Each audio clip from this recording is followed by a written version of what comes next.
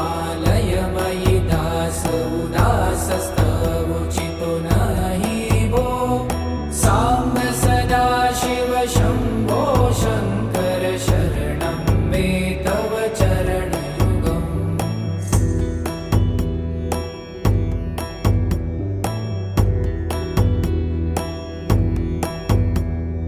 जय कैलासनिवास